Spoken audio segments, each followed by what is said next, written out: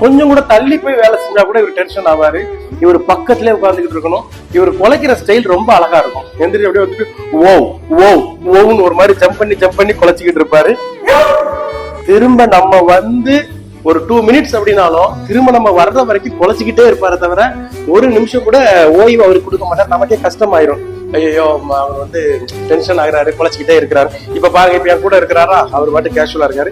இப்ப நான் வெளில போன உடனே என்ன நடக்குது பாருங்க. நம்ம வாய் வேற சும்மா இருக்காரா சாமி?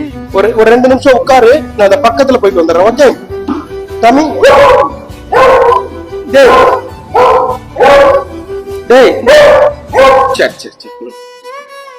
இப்ப பாருங்க, சொல்லிட்டு போனா விட மாட்டேன்டாரா. Good bye. படுத்துக்கோ. Good by.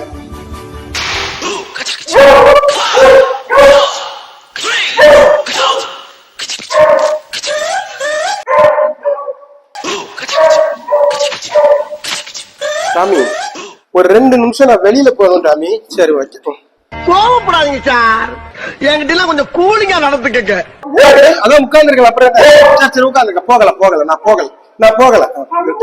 சரி நான் அவுத்து விட்டுறேன். கட்டி பறக்குதையா அண்ணாமல்ல சைக்கிளே கட்டி படுத்துக்கோ டாமிக்கும். பறக்குதையா சரி வா உட்கார். ஆக்சுவலா நிறைய பேர் பாத்தீங்க அப்படின்னா அவங்க குலைக்கும் போது அவங்கள வந்து நம்ம வாக்கிங் கூட்டு போகணும். அவங்களுக்கு ஒரு யூரின் வருது அப்படின்னா நம்ம குலைப்பாங்க. நம்ம வந்து அவங்கள வந்து கூட்டு போயிட்டு வந்துருவோம். இவர் எப்ப பார்த்தாலும் குலைச்சிட்டே இருப்பாரு. கூட்டு போயிட்டு வந்து உள்ள விட்டுட்டு யாராவது ஒருத்தர் இல்லைன்னா உடனே குலைப்பாரு. யாராவது பக்கத்திலே இருந்துகிட்டு இருந்தோம்னா ஆட்டோமேட்டிக்கா இருப்பாரு. இப்ப பாருங்க, அவர் அவுத்து விட்டாச்சு. இப்ப அப்படி நான் வெளில போறேன். அமைதி. எவ்வளவு நேரம்னாலும் அமைதியா இருப்பாரு. அமைதியோ அமைதி. அமைதியோ அமைதி. எங்க போற?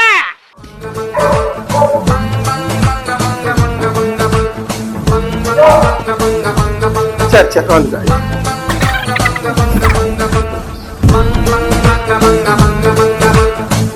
இதே மாதிரி கொஞ்ச நேரம் கூட ரெஸ்ட் கொடுக்க மாட்டாரு. அவர் பக்கத்திலே நம்ம இருந்துகிட்டு இருக்கணும்.